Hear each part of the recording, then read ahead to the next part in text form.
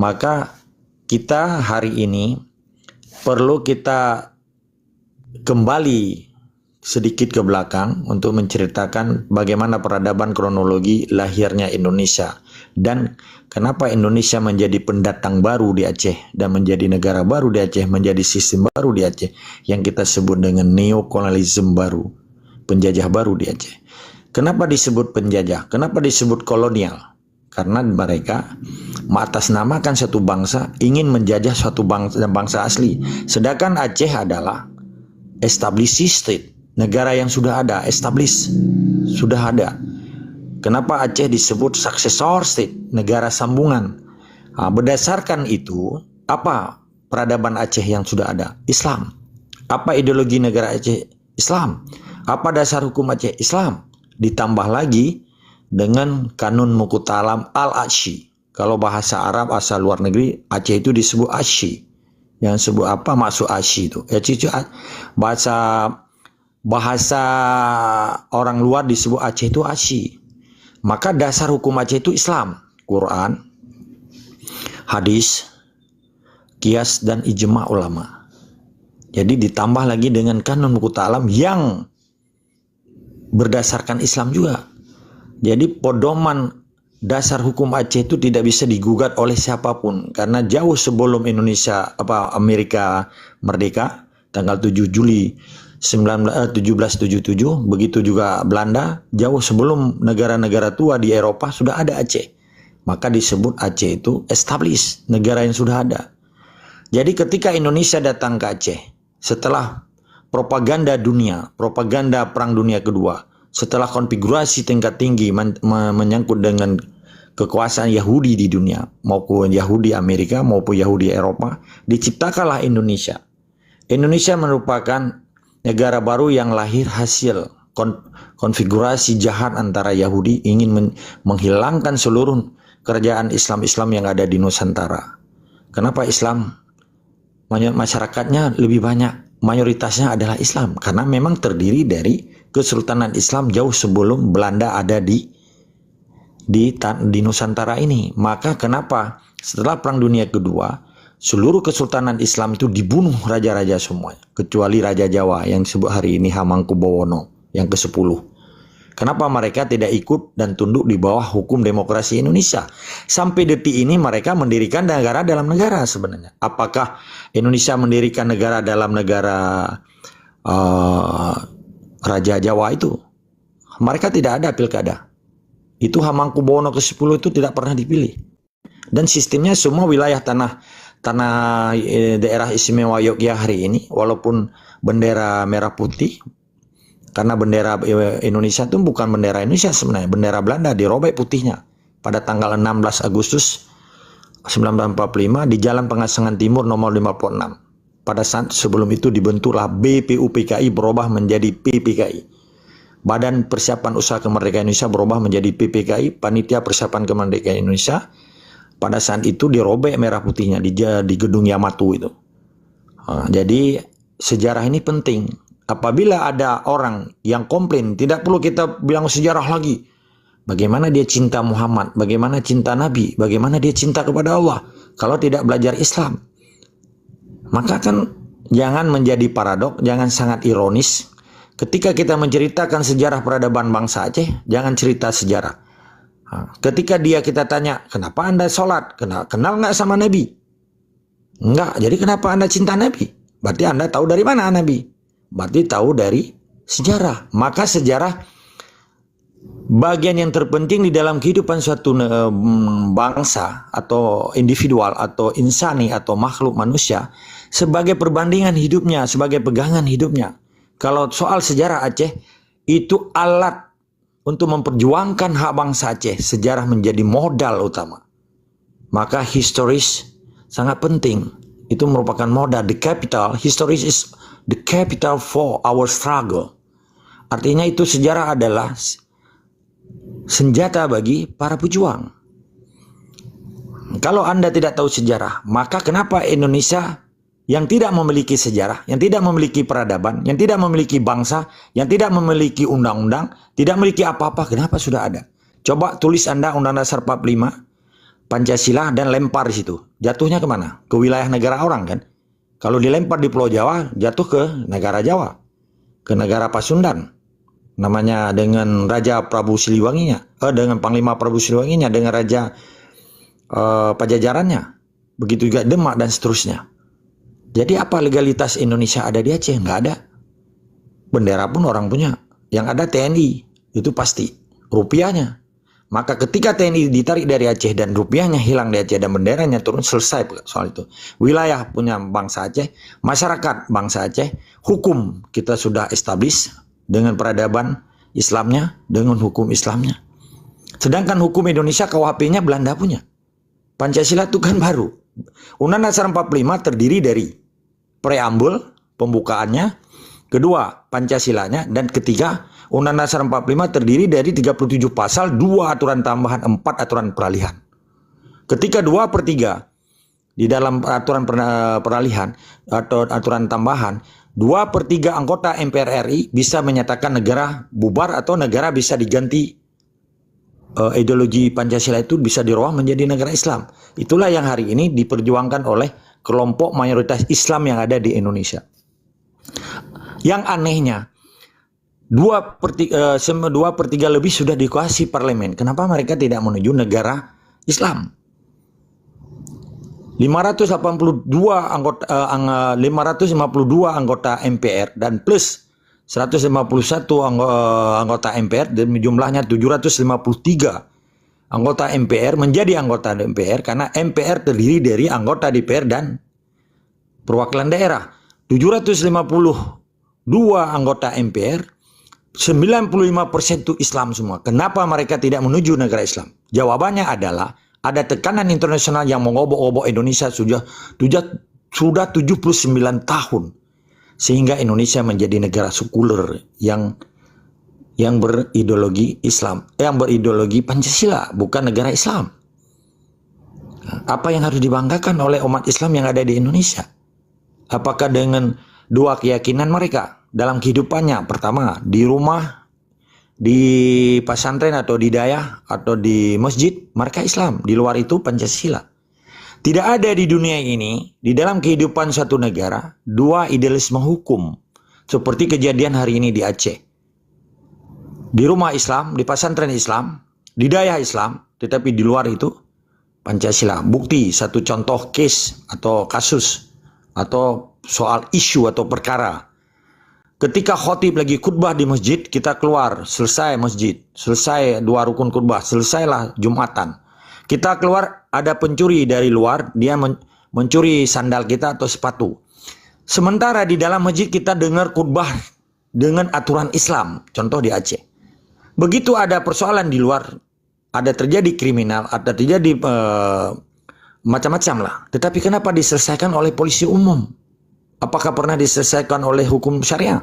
Tidak ada. Syariah di Aceh hanya propaganda wahid. Pada 2001 dia memberi Aceh sebagai provinsi syariat Islam di dalam konteks Indonesia. Sementara Indonesia sendiri bukan negara Islam. Bagaimana dia mendeklar negara Islam kepada Aceh? Sementara Aceh itu sudah dari zaman dulu sudah Islam. Bukan Islam positif yang dinyatakan atas nama provinsi, tetapi Aceh menjadi negara Islam yang melindungi Islam, yang melindungi warga negara Aceh yang notabene-nya 100% Islam. Datang Indonesia yang mengklaim dirinya sebuah negara, sedangkan kita sebagai pejuang, kita sebut dia neokolonialisme, artinya penjajah baru. Dia ganti peradaban kita, dia ganti ideologi Islam kita, dia ganti semuanya menjadi sistem Indonesia yang sifatnya sekuler, yang di belakangnya dengan cara-cara demokrasi kapitalisme. Kapital tahu kan? Jadi semua orang sekarang korban kapitalis. Akibat siapa yang banyak duit, dialah yang berkuasa. Praktek yang dilakukan oleh pilkada. Siapa dia menang jadi bupati, menang jadi gubernur. Akhirnya apa yang terjadi? Cukong-cukong, bandit-bandit yang berkuasa karena dia banyak duit. Itu namanya korban kapitalisme. Korban kapitalis. Dengan gaya-gaya demokrasi borjuis. Dengan cara-cara pragmatis. Dengan cara-cara oportunis. Mencari kesempatan di dalam kesempitan. Itu sudah dilakukan di negara-negara demokrasi yang tidak bisa dikontrol apapun. Apakah demokrasi liberal ataupun demokrasi Pancasila yang dinaung-naungkan oleh Indonesia. Jadi kebiadaban yang terjadi itu oleh Paduka yang mulia, almarhum Al-Syahid, Al-Mukarram, Allah maufirlahu Tunku Syekh Hasan Muhammad Ditiro, mengembalikan perjuangan Aceh 4 Desember, bagian daripada tonggak sejarah. Maka seluruh bangsa Aceh, dimanapun Anda berada, wajib kita bela. Yang kita bela adalah hak kita, antara hak dan batil. Yang kita lawan adalah kebatilan yang dibawa oleh sistem Indonesia di Aceh. Yang kita usir sistemnya, bukan orangnya. Untuk apa kita harus berperang dengan Soekarno? Dia udah mati. Untuk apa kita berperang dengan Soeharto? Dia udah mati. Wahid udah mati. Presiden Habibie udah mati. Apa urusan? Yang kita usir adalah sistem Indonesia di Aceh. Dan itu hak kita. Tidak perlu marah mereka, karena mereka harus introspeksi diri, siapa sebenarnya Indonesia. Apakah hasil dari kelompok-kelompok jahat setelah Perang Dunia Kedua? Apakah hasil dari cipta karya yang disebut Yahudi-Yahudi yang telah menguasai dunia hari ini? Maka perlu kita diskusi. Mungkin saya sudah terlalu banyak memberi input, maka saya perlu output dari Anda-Anda yang mendengar paparan saya. Bisa kita diskusi. Yang penting kita bagaimana mengembalikan Aceh ke zaman seperti nenek datu kita, nenek moyang kita, karena peradaban di Aceh telah menyelesaikan segala persoalan yang tidak menimbulkan perkara-perkara tentang kemanusiaan, tidak terjadi pembunuhan, tidak terjadi penjarahan, tidak menjadi penindasan. Kenapa setelah Aceh di bawah kuasa Indonesia dengan sistem demokrasi Pancasilanya, dengan cara sekulernya, dengan cara marxismenya, dengan cara nasakumnya telah membunuh bangsa Aceh? Apakah kita biarkan bangsa Aceh dibunuh atas nama Indonesia? Apakah kita biarkan bangsa Papua dibunuh atas nama Indonesia? Apakah kita biarkan bangsa-bangsa ya dan Nusantara dibunuh atas nama Indonesia? Mari kita berdiskusi. Tetap semangat dan istiqamah. Silakan. Baik, luar biasa penjelasannya. Terima kasih Tengku Agama Allah. Paparan demi paparan sudah diberikan kepada kita semua. Baik, sekarang masuk ke dalam sesi Q&A, question and answer. Pertama-tama langsung saja kita berikan kesempatan kepada adik kita atau rekan kita, Lansik Mr. Boy. Please open your microphone. You can use any language what you want. It's English or Malay, whatever, but not Gayo, because not all of us understand about Gayo language. Okay. Silakan. Oke, terima kasih sudah memberikan waktu untuk ungkap bicara. Yang ingin saya pertanyakan kepada Mr. Agam Allah, supaya kita lebih agak mengerti dari paparan-paparannya. Sedikit saya tadi agak bukan nggak paham, saya paham semuanya. Cuman sedikit yang saya ingin perjelaskan tentang jawabannya tadi. Yang pertama yang harus kita usir adalah penjajahan Indonesia di Aceh, ya kan? Jadi sistem di Aceh, sistem Indonesia di Aceh.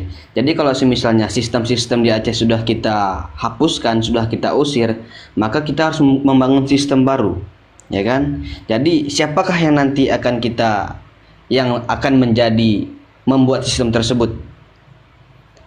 Itu aja dari saya. Mohon dijelaskan.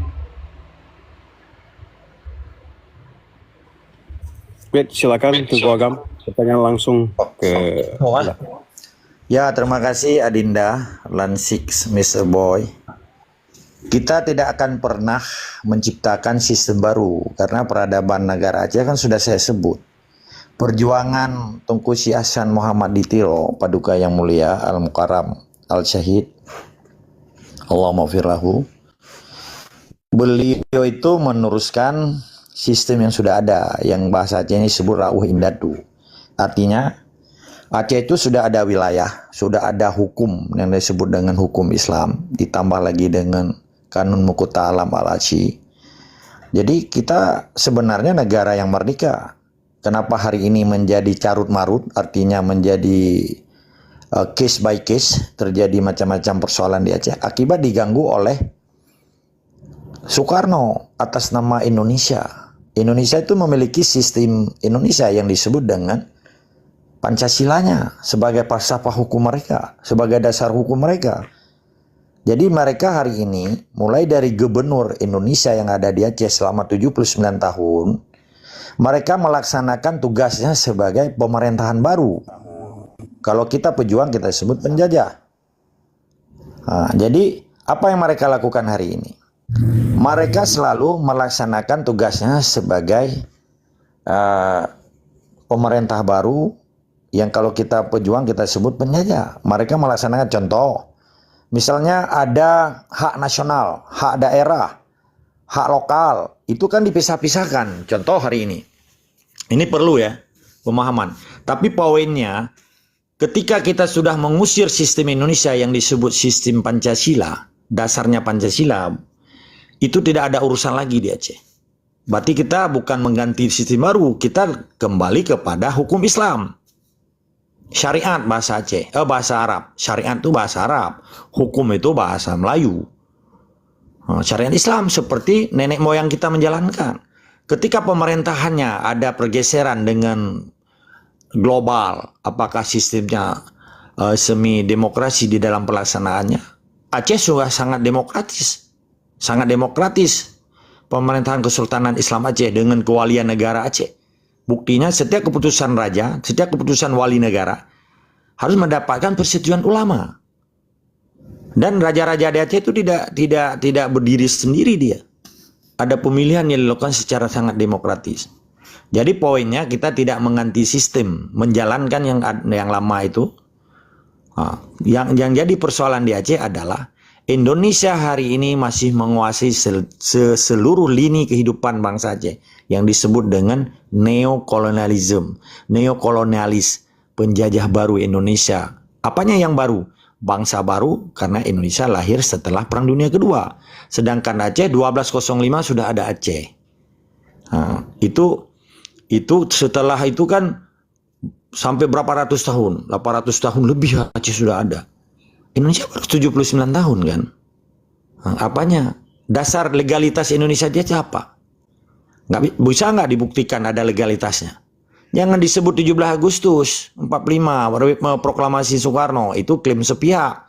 Dan di situ pun nggak pernah disebut mana wilayahnya, mana hukumnya.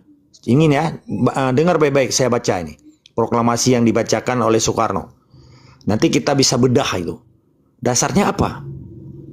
Sedangkan Pancasila pun nggak disebut di situ, wilayahnya pun nggak ada. Lihat ya, proklamasi kami bangsa Indonesia dengan ini menyatakan kemerdekaan Indonesia, hal-hal yang mengenai pemindahan kekuasaan.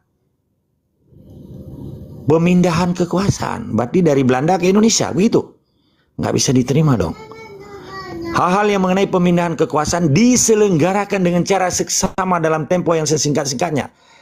17 Agustus 1945 atas nama bangsa Indonesia Soekarno-Hatta.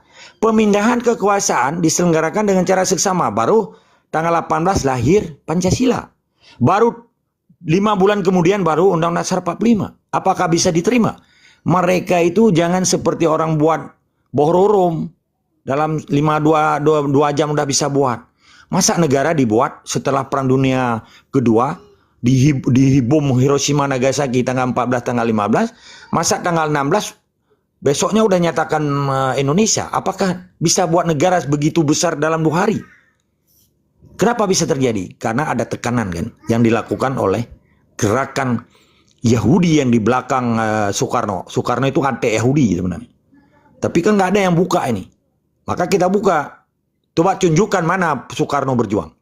Pernah nggak berjuang mereka? Enggak. Yang berjuang cuma Jenderal Sudirman masuk ke dalam beberapa gunung di Tidar itu, di Jawa Tengah. Apa urusan dia? Bukan berjuang atas nama Indonesia. Mana buktinya? Perjuangan Indonesia. Coba salah satu pembohongan sejarah. Lahir Sumpah Pemuda. Kita kembali ke belakang. 28 Oktober 1928. Oke? 28 ke 45 berapa tahun? Hah? Berarti 37 tahun kan? 17 tahun kan? Oke, kita kembali rewind. 17 tahun sebelum 45. Sumpah Pemuda itu melahirkan 3 sumpah. Artinya 3 deklarasi. Berbangsa satu, bangsa Indonesia. Mana bangsanya? Lahir aja pun belum. Bohong nggak? Berbahasa satu bahasa Indonesia. Mana bahasa Indonesia? Bahasa Indonesia nggak ada. Bangsa aja belum ada. Bertanah air satu, tanah air Indonesia. Stupid loh. Mana tanah air kalian? Semua itu tanah bangsa-bangsa yang kita sebut tadi kan. Ini pembohongan yang tidak pernah dikaji dan dibuka oleh profesor-profesor yang otaknya terasi di otaknya. Maka kalau ada Profesor Aceh hari ini tunduk dan patuh kepada Indonesia, dia bukan bangsa Aceh dia. Saya yang kasih tahu. Itu dia numpang lahir di Aceh, tetapi otaknya terasi dan bukan otak Aceh. Demikian. Baik, terima kasih. Bagaimana Tengku Langsik, Mr. Boy? Sudah terjawab? Sudah terjawab. Alhamdulillah. Terima kasih, Mister. Oke, satu lagi. Tadi Anda menanyakan tentang masalah bendera.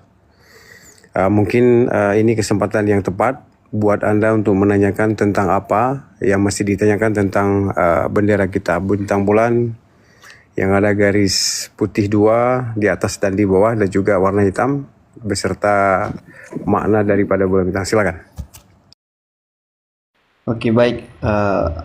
Selama ini saya masih belum mengerti mengenai tentang bendera bintang bulan. Apa itu arti warna merah?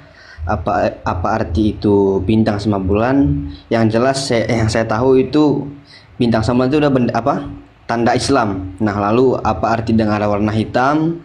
Apa arti dengan warna putih? Apakah ada kesamaannya dengan bendera Indonesia merah putih? Apa bagaimana? Sekian dari saya.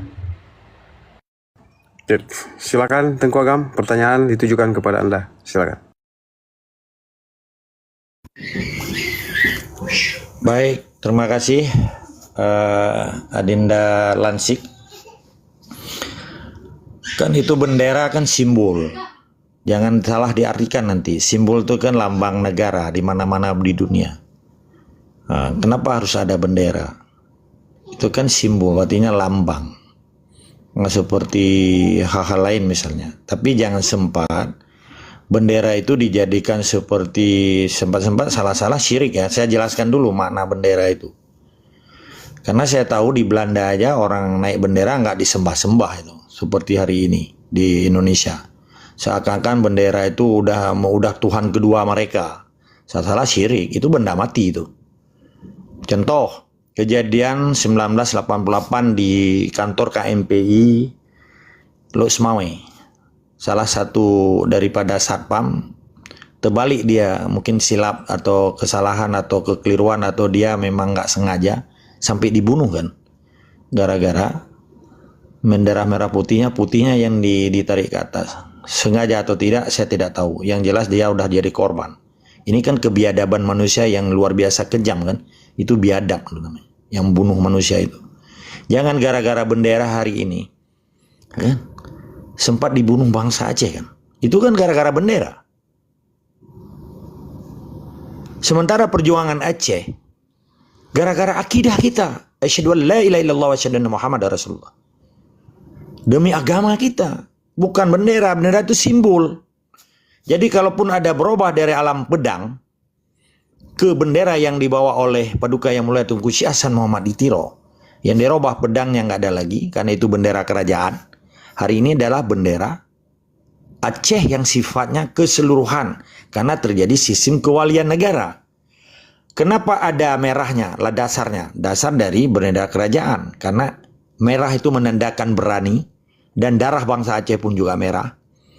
Sedangkan bintang bulan itu nambang Islam. Di pucuk masjid itu bintang bulan kan? Itu nambang Islam namanya. Maka tentara-tentara gila Indonesia itu pucuk masjid pun ditembak itu. Bintang bulan pun ditembak. Jahannamnya itu. Oke. Sedangkan putih 2 di dalamnya ada garis hitam. Hitam itu menandakan menghargai jiwa para syuhada yang telah gugur di medan perang. Kenapa dilindungi oleh 2 putih di atas dan di bawahnya? Kesucian perjuangannya tetap menandakan putih. Kesucian namanya holy struggle. Kita berjuang atas nama Allah, bukan atas nama burung gerda. Sampai hari ini nggak tahu di mana burung Garudanya. Saya sudah cari seluruh dunia, nggak ada itu. Itu bohong. Itu. Ada kesamaan dengan lambang Malikul Saleh. Nanti kita jelaskan. Jangan dikait-kaitkan. Kenapa burung Garuda itu sisiknya 45? Kenapa sayapnya 17? Kenapa ekornya 8? Karena 17 Agustus 1945. Bisa begitu.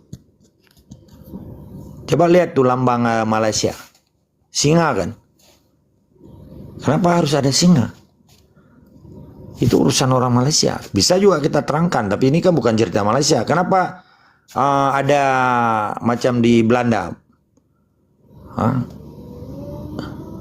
Beda-beda kan lambang negara. Begitu juga di Amerika. Itu hanya lambang. Jadi kesucian perjuangan itu bukan pada lambangnya. Kesucian perjuangan itu ada di akidah para bangsa itu sendiri. Yang tunduk dan mau mati dengan karena lillahi ta'ala, bukan karena ilah, tapi karena Allah.